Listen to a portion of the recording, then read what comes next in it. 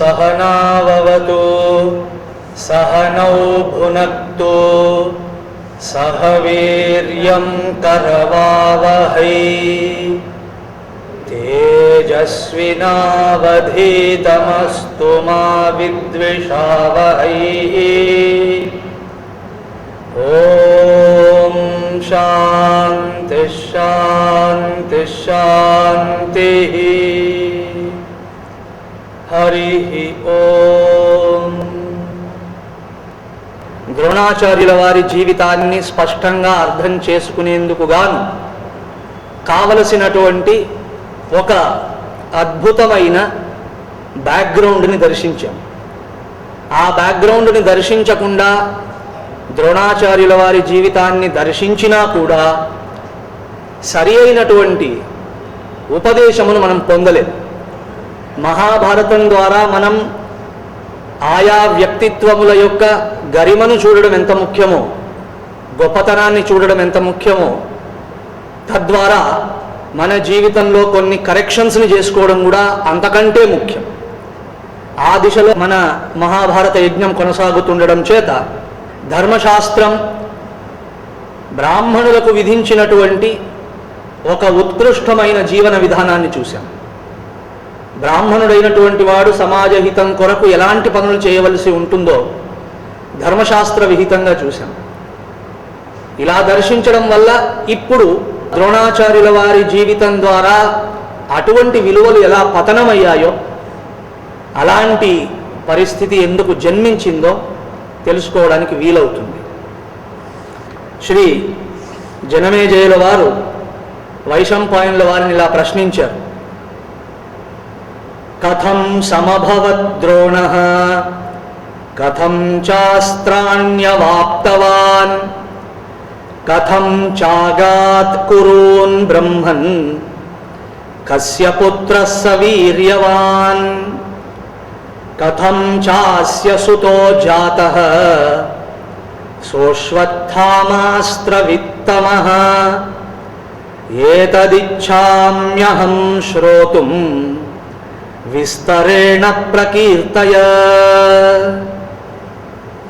ఓ వైశంపాయన యతీంద్ర, విస్తారముగా నాకు ద్రోణాచార్యుల వారి జీవన విశేషాలను తెలుసుకోవాలని ఉన్నది.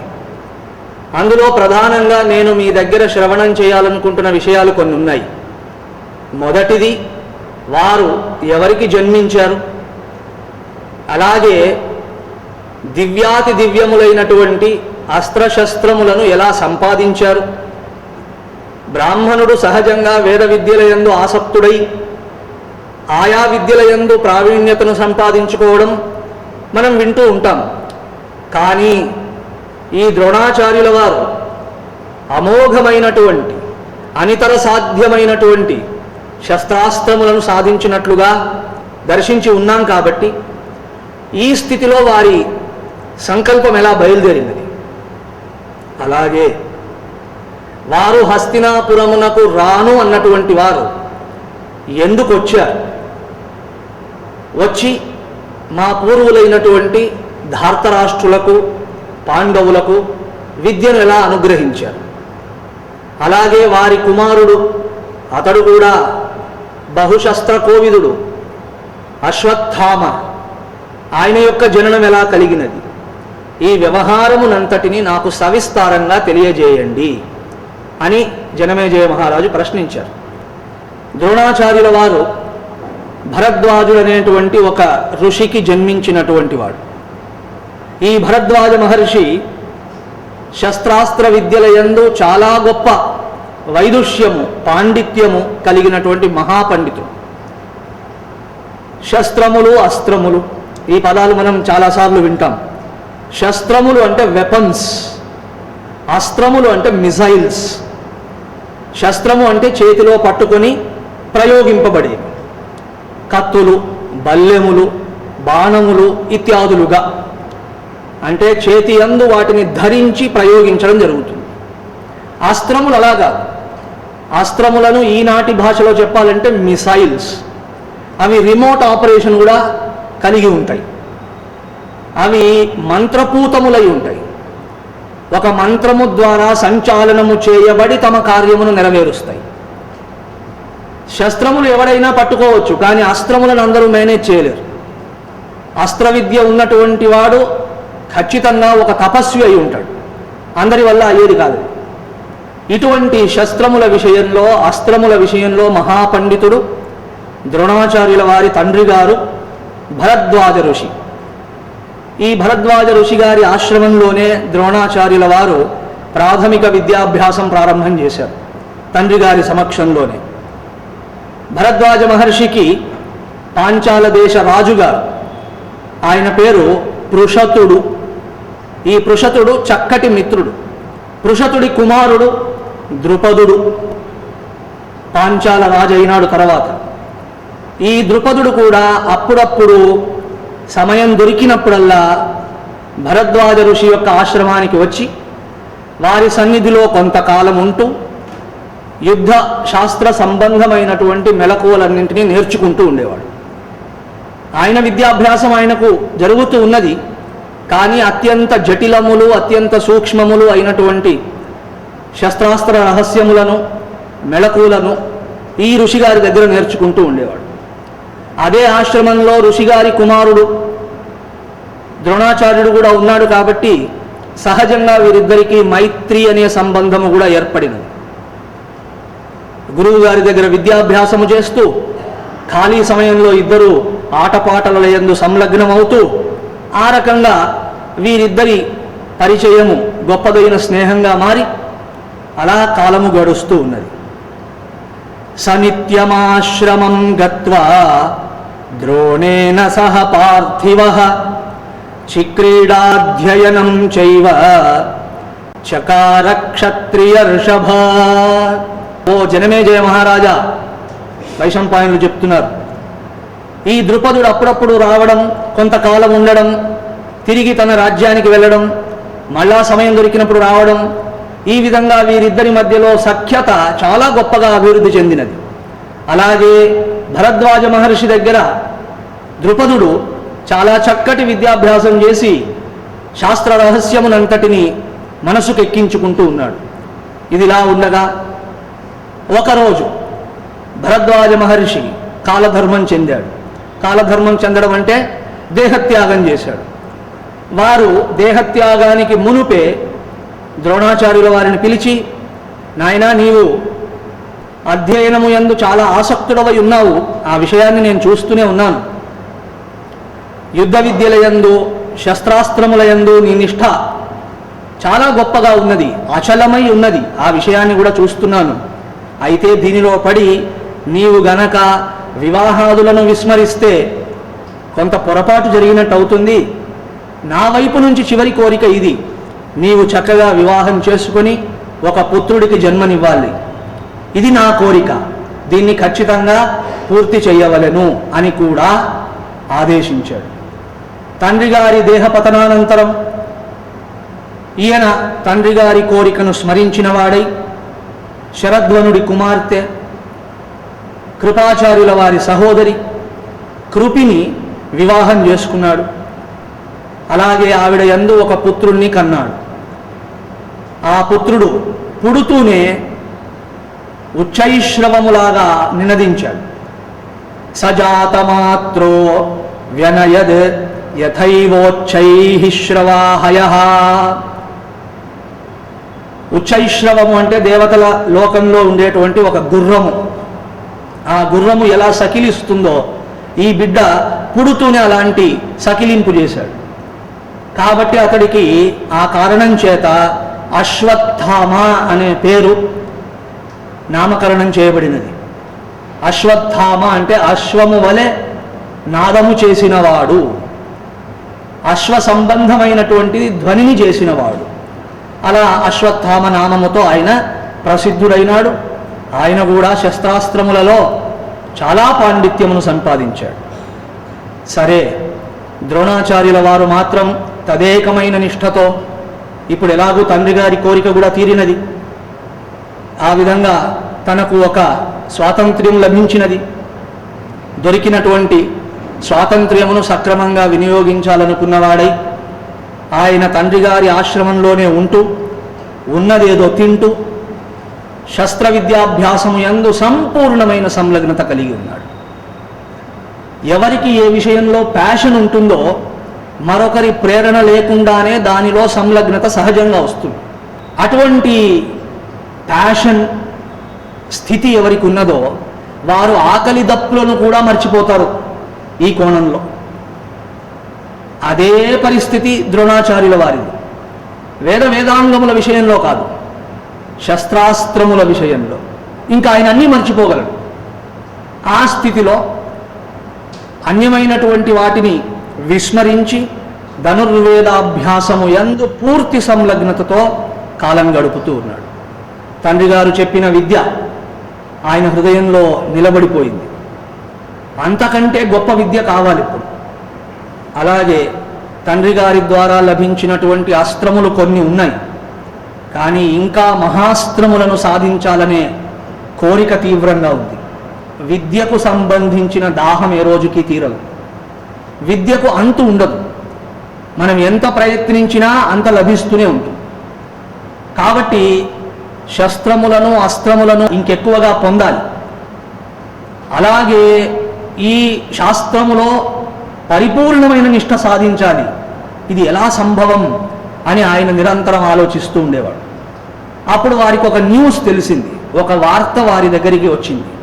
అదేమిటంటే పరశురాముల వారు తన సంపదనంతటిని బ్రాహ్మణులకు దానంగా ఇచ్చివేస్తున్నారు అనే అంశము వారికి తెలిసినది. పరశురాముల వారు 21 మార్లు క్షత్రియ సంహారం చేశారు. తద్వారా వారికి కావలసినంత ఆస్తి వచ్చినట్లయింది. రాజ్యములు వారి పాదముల దగ్గర ఉన్నాయి ఇప్పుడు. కానీ మహనీయుడి జీవితం చూడండి, దానిని వారు అనుభవించలేదేనాడు. పరశురాముల వారి జీవితాన్ని చదివితే త్యాగనిష్ఠ అంటే ఏమిటో తెలుస్తుంది. వారు క్షత్రియ సంహారము చేశారనుకుంటున్నామే కానీ అందరినీ కాదు. ఎవరైతే విర్రవీగారో, ఎవరైతే బలదర్పంతో కళ్ళు మూసుకుపోయి ప్రవర్తించారో వారి విషయంలో వారికి క్రోధము తప్ప ధర్మాత్ముల విషయంలో కాదు. అలా క్షత్రియ సంహారాదుల వలన వారికి లభించినటువంటి సమస్త సంపదను చిల్లి గవ్వ మిగుల్చుకోకుండా పునః దానం చేసేశాడు. అలా దాదాపు భరతఖండాన్ని దానం చేశారు. మరి ఎక్కడున్నారు తర్వాత? దానము చేశాక నియమం ఏమిటంటే ఆ వస్తువును మీరు అనుభవించడానికి లేదు. ఇంకా ఉదాహరణకి ఒక అంశాన్ని మీరు దానం చేశారు, ఆ వస్తువుని ఇంకా మీరు అనుభవించకూడదు. మళ్ళా నువ్వు ఇస్తావా, 4 రోజులు వాడుకొని ఇస్తాననకూడదు. దానము చేసిన దాని విషయంలో భోగము అనే భావన రాకూడదు. మహాత్ముడు పరశురాముడు అలా దానము చేశాక మరి ఎక్కడ ఉండాలి? దానము చేసిన భూమిలో ఉండకూడదు ఇంకా. కాబట్టి వారు ప్రత్యేకంగా కొంత భూభాగాన్ని సముద్రము నుండి స్వీకరించారు. రిక్లైమ్డ్ ల్యాండ్ అంటారు దాన్ని. అది కన్యాకుమారి మొదలు గోవా వరకు ఉన్నది. ఇట్ ఈస్ కాల్డ్ పరశురామ క్షేత్ర. అక్కడ సంకల్పం చెప్తే కూడా అలాగే అంటారు, పరశురామ క్షేత్రే అనే సంకల్పం చెప్తారు. సో ఈ విధంగా పరశురాముల వారు సమస్తాన్ని దానం చేయాలనేటువంటి సంకల్పం చేశారనే వార్త ద్రోణాచార్యుల వారికి తెలిసినది. వెంటనే క్షణకాలం ఆలస్యం చేయకుండా శ్రీ ద్రోణాచార్యుల వారు మహేంద్రగిరికి బయలుదేరారు. పరశురాముల వారు నివాసం ఉండేటువంటి పర్వతము మహేంద్రగిరి. ఆ మహేంద్రగిరి మీద కొంతమంది శిష్యులతో ఒక చిన్న ఆశ్రమంలో ఉండేవారు. అక్కడికి వెళ్ళి వారి ముందు చేతులు కట్టుకొని నిలబడ్డారు. సరామస్య ధనుర్వేదం దివ్యాన్యస్త్రాణి చైవ శ్రుత్వా తేషు మనశ్చక్రే నీతిశాస్త్రే తథైవ చ. భార్గవరాముడు ధనుర్వేదానికి పరమప్రాకాండ పండితుడు. ఆయనను మించిన ధనుర్వేద పండితుడు లేడు. కాబట్టి అటువంటి భార్గవరాముడి దగ్గరికి వెళ్ళి వారికి సేవ చేసి వారి వద్ద ధనుర్వేదమును అలాగే దివ్యాస్త్రములను పొందవలననేటువంటి కోరికతో, అటువంటి మనస్సుతో శ్రీ ద్రోణాచార్యుల వారు మహేంద్రగిరి పర్వతానికి వెళ్ళారు. భార్గవరాముడు అక్కడ ప్రశాంతంగా కూర్చొని ఉండగా సాష్టాంగ నమస్కారం చేశాడు. చేతులు జోడించి తన విషయాన్ని తెలియజేశాడు. హే స్వామి, ఆగతం విత్తకామం మహాం విద్ధి ద్రోణం ద్విజర్షభ తమబ్రవీన్మహాత్మా సహ సర్వక్షత్రియమర్దనః. ఓ మహాత్మా భార్గవరామ, నా పేరు ద్రోణాచార్యుడు అంటారు. విద్ధిమాం ద్రోణం, నన్ను ద్రోణుడిగా తెలుసుకోండి. ఎందుకు వచ్చాను అని అడుగుతారేమో. ఆగతం విత్తకామం మాం, నేను మీ దగ్గర నుండి ధనమును పొందేందుకు వచ్చాను. మీరేదో సంకల్పం చేశారు కదా ఉన్నదంతా దానం చేస్తానని, అది గ్రహించేందుకు వచ్చాను. ధన ఆశతో వచ్చాను. సరే భార్గవరాముడు అన్నాడు, ఏం కావాలో కోరుకో, నీకు అది నేను ఇస్తాను. ఆయన అన్నాడు, అహం ధనమనంతం హి ప్రార్థయే విపులవ్రతః. మహాత్మా భార్గవరామ, నేను ఎంత ఉపయోగించినా తరగనటువంటి ధనమును మీ నుండి కోరుకోవడానికి వచ్చాను. ఎంత వాడినా సరే తరగని ధనం నాకు కావాలి. అక్షయం ధనమితి అంటే క్షయము కానటువంటి సంపదను మీ నుండి యాచించేందుకై నేను మీ ముందు నిలబడి ఉన్నాను.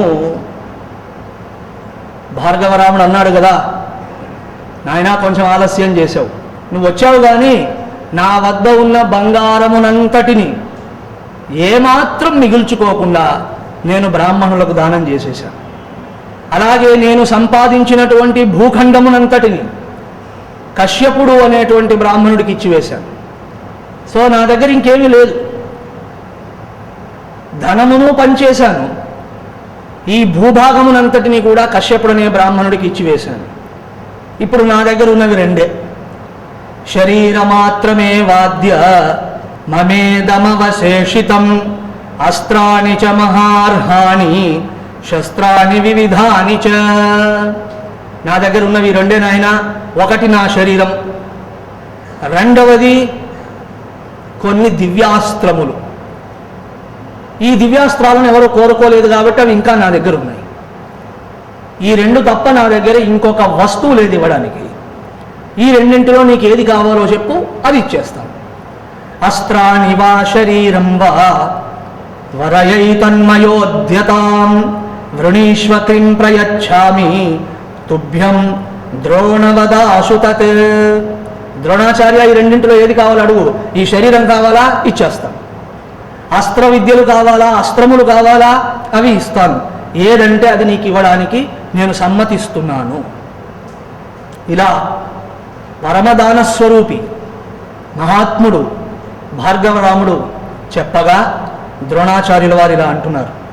ద్రోణ ఉవాచ అస్త్రాణి మే సమగ్రాని ససంహారాని భార్గవ సంప్రయోగ రహస్యాని ధాతుర్మహస్య శేషతః. ఓ భార్గవరామ, నాకు మీ వద్ద ఉన్నటువంటి సకల అస్త్రములు కావాలి. ఒక్కటి కూడా దాచుకోకుండా మీరు నాకు ఇవ్వవలసి ఉంటుంది. ఇన్ఫ్యాక్ట్ ఓ మహాత్మా, నేను అక్షయ ధనము అని అడిగినప్పుడు నా ఉద్దేశ్యం ఇదే. డబ్బును కాదు నేను అడిగినది. ఎంత వాడుకున్నా సరే తరగకుండా ఉండే ధనము విద్య. విద్యాధనం సర్వధనాత్ ప్రధానం. మిగతా ధనములు మిగతా సంపదలన్నీ వాడుతూ ఉంటే తరిగిపోతాయి. విద్య మాత్రమే ఒక ధనం. ఎంత వాడితే అంత పెద్దదవుతుంది, అంత ఎక్కువ అవుతుంది. దానికి తరుగుదల ఉండదు. దానిని ఒకరితో పంచుకునే స్థితి కూడా లేదు. రాజులు ట్యాక్స్ వేయలేరు, దొంగలు ఎత్తుకుపోలేరు, అన్నదమ్ములు పంచుకోలేరు. వ్యయే కృతే వర్ధత ఏవ నిత్యం. ఎంత వ్యయపరుస్తూ ఉంటే అంతగా పెరిగేటువంటిది. విద్యాధనం సర్వధనాత్ ప్రధానం. విద్యాధనం అన్ని ధనముల యందు ప్రధానం. కాబట్టి నేను అడిగినది కూడా దాన్నే.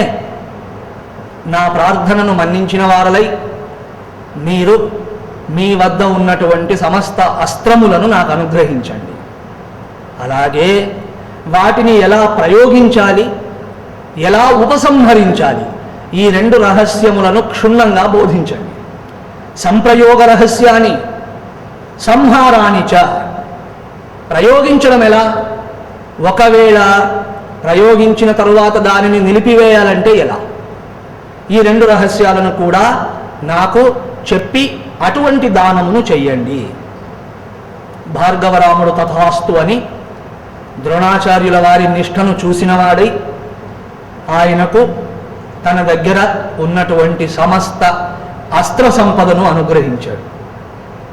కాబట్టి ద్రోణాచార్యుల వారికి గురువు భార్గవరాముడు, భీష్ముల వారికి గురువు భార్గవరాముడు. అలా ధనుర్వేద పండితులందరికీ భార్గవరాముడే గురువు. వారి వద్ద దివ్యాస్త్ర జ్ఞానమును పొందినటువంటి ద్రోణాచార్యుడు తిరిగి తన ఆశ్రమానికి వచ్చి వాటి సాధనలో నిమగ్నమై ఉన్నాడు. అదేమిటండి, గురువు గారు ఆల్రెడీ అస్త్రాలన్నీ ఇచ్చేశారు కదా, ఇంకా సాధన ఏమిటి? గురువు గారి దగ్గర ఎంత పొందినా వాటిలో నైపుణ్యము సాధించాలంటే వ్యక్తిగతంగా సాధన చేయవలసి ఉంటుంది. ఆచార్యాత్ పాదమాదత్తే పాదం శిష్య స్వమేధయా పాదం సబ్రహ్మచారిభ్యో పాదం కాలక్రమేణ చ. ఇది విద్య యొక్క పూర్ణస్వరూపం. ఆచార్యుడు ఎంత బాగా చెప్పినా, మీరు ఎంత బాగా విన్నాము అని అనుకున్నా, only 1/4 of the education has come to you. పాదం శిష్య స్వమేధయా, శిష్యుడు తన యొక్క మేధతో విన్నటువంటి విషయమును పునఃపునః సమీక్షించుకొని అర్థం చేసుకుంటే తప్ప ఇది అరభాగముగా పరిణతము కాదు. పాదం సబ్రహ్మచారిభ్య, మరొక భాగము అంటే మూడవ భాగము సబ్రహ్మచారిభ్య, తోటి విద్యార్థులతో కూర్చొని, అలాగే మహాపండితులతో కూర్చొని, విద్యావేత్తలతో కూర్చొని వారితో చక్కగా విమర్శనాదులు చేసినప్పుడు మూడవ క్వార్టర్ లభిస్తుంది. పాదం కాలక్రమేణ చ, చివరి 4వ భాగం ఏదైతే ఉన్నదో, దేనివల్ల ఇది సంపూర్ణమవుతుందో, ఇది అభ్యాసము చేస్తుండగా కాలక్రమంలో పూర్ణమవుతుంది. కాబట్టి భార్గవరాముడి దగ్గర అభ్యసించినటువంటి విద్యను అత్యంత సంలగ్నతతో, చాలా గొప్ప నిష్ఠతో ద్రోణాచార్యుడు తన ఆశ్రమానికి వచ్చిన వాడి సాధన చేస్తూ ఉన్నాడు. అస్త్రములు, శస్త్రములు. అస్త్రముల విషయంలో భౌతికమైన సాధన వరకు ఓకే అనవచ్చునేమో, శస్త్రముల విషయంలో అది సరిపోదు. దానికి ఉపాసనా బలం కావాలి. భారతీయ విద్యలన్నీ కూడా ఉపాసనా బలము లేకుంటే సార్థకంగా మన విషయంలో ప్రకాశించవు. అది ఏ విద్య అయినా కావచ్చు. భారతీయ విద్య అన్న మరుక్షణం దానికి ఉపాసనా బలం ఉండాలి. ఉపాసనా బలము లేకుండా భారతీయ విద్యలను అభ్యసించడం అనేటువంటిది పూర్తిగా ఏనాడు జరగదు. ఒకవేళ అభ్యసించినా అది ఒక అకాడమిక్ ఆస్పెక్ట్ లాగా ఉంటుందే తప్ప అది ఇవ్వవలసిన ఫలితాన్ని ఇవ్వదు. అందుకే మీరు గమనించి చూస్తే ఇక్కడ సంగీత సాధన చేసేవారు కూడా ఉపాసన చేసేవారు, వైద్య శాస్త్రాన్ని అభ్యసించేవారు కూడా ఉపాసన చేసేవారు. అలా కృతోపాస్తి అయినటువంటి వైద్యుడు ఒక ఔషధమును చేతితో స్పృశించి ఈ ఔషధము ఇతడి విషయంలో పనిచేయుగాక అని సంకల్పించి ఇస్తే అది పనిచేసేది. పూర్వం ఈ వైద్య విధానం ఎలా ఉండేదంటే అందరికీ కలిపి ఒక మందు అంటూ ఉండేది కాదు. ఈ వైద్యుడి దగ్గరికి ఫలాని వాడు వచ్చాడు రోగి, ఆయనను చూశాడు ఈయన, ఓ ఈ ఫలాని రోగం ఉన్నదా అని తాను వన సంచారానికి వెళ్ళినప్పుడు ఆయన రోగాన్ని నివారణ చేయగలిగేటువంటి ఔషధములు ఉంటాయి. ఓషధులు అంటేనే చెట్లు అని అర్థం. ఓషధీభ్యో జాతం ఔషధమితి. ఆయన అలా నిలబడి ఆ చెట్లను చూస్తే పనికి వచ్చే ఔషధము ఏ మొక్క అయ్యున్నదో అవి ఈ వైద్యులతో మాట్లాడేవి. అయ్యా ఈ ఫలాని రోగానికి నేను పనికొస్తాను, నా ఆకును తెంపుకొని వెళ్ళండి అని. ఇది ఉపాసనా శక్తి. అలాంటి వారు ఆ వస్తువును తెచ్చి వారి ఉపాసనా ప్రభావంతో దానిని ఓషధిగా తయారు చేసి ఇది ఇతనికి పని చేయాలని సంకల్పించి అతనికి ఇస్తూనే అది నిజంగా పనిచేసేది. ఇది ఒక ఉపాసనా సంబంధమైన వైద్య విధానం. అలా ఈ భారతీయ విద్యలన్నింటికీ ఉపాసన అనే శక్తి ఉండాలి. అవి లేకపోతే ఈ విద్యలు ప్రకాశించవు. అండ్ ఈ ఉపాసన అస్త్రముల విషయంలో మరింత కావాలి. అస్త్రం అంటేనే మిసైల్ అని చెప్పాను. మంత్ర సంబంధముగా పనిచేస్తాయి. అస్త్రము అంటే ఒక బాణము కాదు. అస్త్ర విద్య తెలిసినటువంటి వాడు గడ్డి పరకను చేతిలోకి తీసుకున్నా అది అస్త్రమై పనిచేస్తుంది. అలాంటి కథను మీరు రామాయణంలో చూసి ఉంటారు. జయంతుడి మీద రామచంద్రుడు ప్రయోగించింది ఏమిటి? బాణమా? చిన్న గడ్డి పరక. ఆ గడ్డి పరక బ్రహ్మాస్త్రమై వెంటబడింది. చావు తప్పి కన్ను లొట్టబోయిందనే సామెత అప్పుడే పుట్టింది. జయంతుడి విషయంలో అటువంటి ప్రమాదం జరిగింది.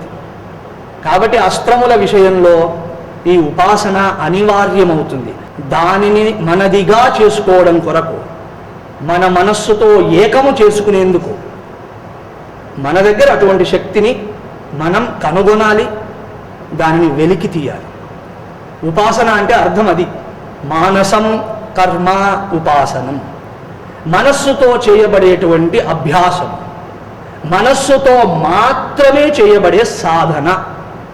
ఇంకొక దానితో సంబంధం లేకుండా, శరీరము వాక్కుతో సంబంధము లేకుండా కేవలము మనస్సు ద్వారా మాత్రమే చేయబడే సాధనకు ఉపాసనము అని పేరు.